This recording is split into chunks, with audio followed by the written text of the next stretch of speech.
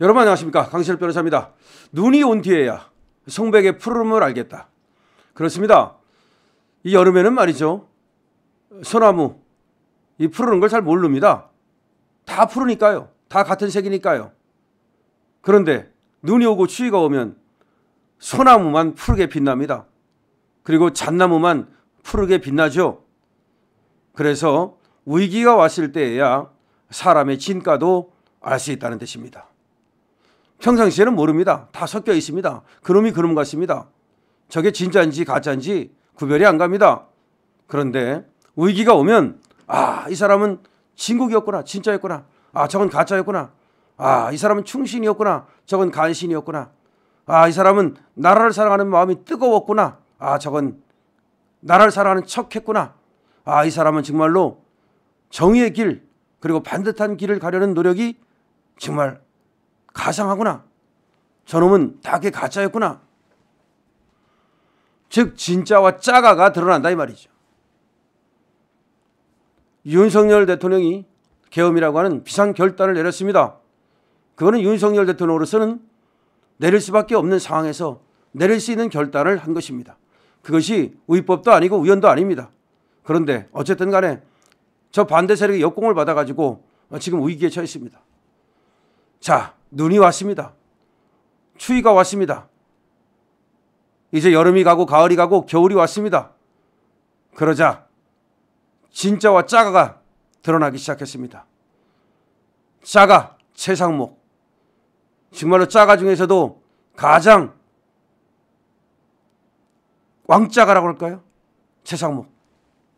이런 놈이 경제부총리를 맡고 있었다니, 그리고 또 용산의 수석을 맡고 있었다니 아마 윤석열 대통령으로서는 아마 통탄할 일입니다. 물론 이놈은 평상시에는 좋은 사람 척했겠죠. 평상시에는 그런 대로 괜찮았을 겁니다. 그러니까 윤 대통령이 예뻐했겠죠. 하지만 사람을 쓸 때는 말이죠, 평상시만 생각하면 안 됩니다. 항상 위기가 올 수 있다는 것을 생각해야 됩니다. 외적으로부터 침략을 받을 수도 있는 거고, 안에 저 반대 세력으로부터 지금처럼 공격을 받을 수도 있는 거고, 그때 저 사람은 어떻게 행동할까, 이런 것도 생각해 가면서 평상시 또 위기시 저 사람은 어떻게 행동할까, 그런 것도 한번 생각해 가면서 사람을 쓸 줄 알아야겠죠. 그것을 지인지감이라 말하고 용인술이라 말하는데, 어쨌든 정치를 처음 하는 윤 대통령으로서는 그런 것들을 밝히기는, 미리 알아내기는 쉽지 않았을 겁니다. 어쨌든 최상목이는 짜가, 왕짜가로 밝혀졌습니다. 최상목뿐이 아닙니다. 지금 많은 놈들이 다 쥐새끼처럼 뛰어내리고 있습니다. 지금 윤석열 대통령이 탄 이 배가 난파선이라고 보고 벌써 마구 뛰어내립니다. 용산 대통령실에서도 벌써 사표 내고 안 나오는 놈 숱하답니다. 이런 놈들이 좋을 때는 윤석열 대통령 옆에 가가지고서 아주 눈웃음을 흘리면서 눈을 맞추고 애교를 떨면서 그렇게 했을 겁니다. 그런데 위기가 오자 벌써 다 도망가고 숨었습니다. 지금 국회의원 놈들도 다 배신 때리고 돌아간 놈이 한두 놈이 아니지 않습니까? 뭐 이름을 일일이 거론할 필요도 없습니다. 저번에 탄핵에 찬성했던 그 놈들, 이거 다 배신자들 아닙니까? 자, 그런데 이렇게 배신자들만 있는 건 아닙니다. 역시 위기가 오면, 눈이 오고 추위가 오면 성백이 빛납니다. 누가 소나무고 누가 잣나무인지 우리가 알 수가 있습니다. 푸르른 나무가 누군지 말이죠. 바로 첫 번째 김문수입니다. 역시 김문수는 평상시나 위기시나 똑같습니다. 평상시에도 노사정 위원장 하다가 노동부 장관이 됐을 때 인사청문회에서 보여준 김문수의 모습은 바로 선비의 그것이었습니다. 과하지도 부족하지도 않습니다. 그렇다고 오버하지도 않습니다. 그렇다고 비겁하게 아양을 떨지도 않습니다. 그냥 나는 김문수다. 나는 과거의 김문수나 지금의 김문수나 장관 김문수나 장관 하기 전 김문수나 나는 그냥 김문수다. 나는 내게 맡겨진 일을 열심히 할 뿐이다. 나는 장관이라는 그런 직책을 맡았으므로 국민을 위해서, 그리고 나의 임명권자인 윤석열 대통령 정권을 위해서 내 최선을 다하겠다. 부당한 공격이 들어왔습니다.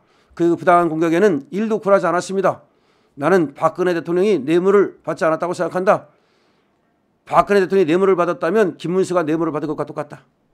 나는 대한민국 건국일이 1948년 8월 15일이라고 생각한다. 나는 4.3이 폭동이라고 생각한다. 양면이 희생당한 그것과는 별개로 양면의 희생은 가슴 아픈 일이지만 폭동은 폭동이다. 얼마나 분명하고 명백합니까? 오죽했으면 말이죠.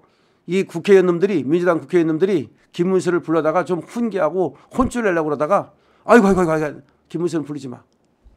왜? 김문수가 하는 말이 다 맞거든요. 그리고 굴하지 않거든요. 과하지도 않고 부족하지도 않아요. 나는 그냥 김문수야. 야, 이번에도 말이죠. 또 빛났습니다. 최상목이가 올권을 했습니다. 아니 지가 뭔데 지멋대로 헌법재판관이라는 걸 임명을 합니까? 아니 총리도 아니고 일개 그냥 장관이. 그러니까 김문수가 물었습니다. 이거 하기 전에 지금 정치권하고 협의가 된 겁니까? 국무위원들과 사전 협의가 된 겁니까? 저 혼자 독단적으로 결정했습니다. 김문수 장관한테 박살 난 거죠. 김문수 장관이 그렇다 그래서 막 책상을 치면서 소리를 지르고 그러지도 않아요. 또박또박 물론 자기의 소실을 굽히지 않고 말하죠. 김문수 이제 역사에 남았습니다. 아니 김문수는 그 전부터 역사에 남았지만 이 모든 것이 기록될 것입니다. 여러분 우리가 왜 과거 조선시대 때도 고려시대 때도 삼국시대 때도 꼭 왕만 기록하는 건 아니잖아요. 왕 아닌 신하들도 왕 아닌 이런 어떤 관료들도 다 훌륭한 사람들은 기록하잖아요. 그래서 우리는 이항복이니 뭐 이덕형이니 이런 또 훌륭한 그런 어떤 관료들을 알고 있고 뭐 또 장군들도 훌륭한 사람들은 다 기록하잖아요. 뭐 이순신이 아니라 하더라도 또 우리 김시민 장군 진주대첩에서 이런 분들 다 그 이름이 남아 있잖아요. 마찬가지로 김문수는 청백리로서 이제 대한민국에 이런 장관이 있었다. 야, 김문수. 100년, 200년, 300년이 지나고 500년이 지나서 우리 존재 자체가 다 사라진 후에라도 김문수의 이름은 빛날 겁니다. 청백리로서 말이죠. 강직한 소실 있는 선비로서 말이죠. 얼마나 영광스러운 것입니까? 그것이 바로 똑바로 산다고 하는 것이고 그것이 바로 영원히 산다고 하는 것이고 역사에 산다고 하는 것입니다. 또 있습니다. 우리 김태규 방통위원장 대행. 김태규 방통위원장 대행도 한 번도 굽힌 적이 없어요. 이 김태규 방통위원장 대행이 그 국회 청문회 나갔을 때 저것들이 감히 법관 주제, 감히 법관 출신 주제, 그게 김태규 방통위원장 대행이잖아요. 원래가 이진숙이 방통위원장이고 김태규가 방통위원장 대행이에요. 이분은 그 부장판사 출신이에요. 그런데 판사할 때도 올곧은 목소리를 냈죠. 문재인한테 올곧은 목소리를 냈죠. 그런 것이 이제 우리한테 발탁이 돼서 이렇게 윤석열 정권에서 방통위원장 지금 부위원장을 한 거예요. 원래는 위원장감이죠. 근데 이제 부위원장을 했는데 이준석이 없으니까 방통위원장 대행으로 방통위원장 역할을 하고 있어요. 근데 그때도 바로 그 방통위원회 직원이 쓰러지니까 그 직원을 보호해야 되잖아요. 그 사람 잡네 사람 잡아 그 한마디 했다고 그래가지고 뭐 사과하라 어쩌니까 끝까지 사과 안 했죠. 사과 안 하니까 저놈들이 법관 출신 주제 그런 거 안 해요. 그거 그 유명한. 이번에도 김태규 방통위원장 대행은 빛났습니다. 아니 물었어요. 도대체가 총리도 아니고 장관이 더군다나 민주적 정당성이 없다는 말은 뭐냐면은 총리는 그래도 국회의 동의라도 받잖아요. 그냥 장관은 아무것도 아니에요. 그냥 대통령이 시키면 장관이야. 아무래도 시키면 장관이야. 아니 그런 일개 장관이 쉽게 말하면 어떻게 헌법재판관을 그렇게 임명할 수 있느냐. 총리도 안 한 것을 어떻게 임명할 수 있느냐. 딱 얘기하고 들이받아버리고 사표 그 자리에 써버렸죠.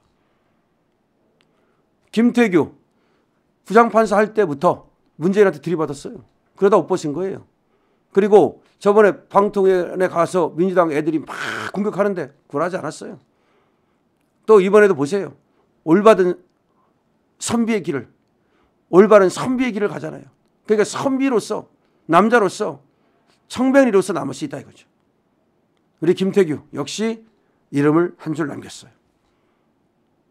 자, 한덕수 총리. 한덕수 총리는 사실 기대를 크게 안 했어요. 거기가 노무현 정권에서 옛날 일을 했고 또 전라도 사람이고 뭐 등등등등 좀 이렇게 시류에 따라서 흔들리는 사람 아니냐 이런 평가가 있었어요. 그런데 이번에 보여준 총리로서 보여준 강단과 그리고 헌법과 법률을 지키려는 의지 괜찮아요. 괜찮아. 한덕수도 말이죠. 그리고 대통령을 배반하지도 않았어요. 국민을 배반하지도 않았어요. 그리고 올바른 길을 갔어요. 탄핵을 당하면서까지도 특검법 거부하고 헌법재판관 임명 거부하고 나는 헌법과 법률에 따라 가겠다. 내가 고뇌에 고뇌를 거듭했다. 하지만 내가 특검법을 시행할 수 없다. 그리고 대통령 권한을 내가 행사할 수 없다. 자신의 소신을 밝혔어요. 이게 소신이죠. 이게 진정한 청백리의 길이죠. 그래서 한덕수도 역시 역사에 한 줄을 남겼어요. 저 강신업이가 정치평론을 하건대 자신 있게 말할 수 있어요.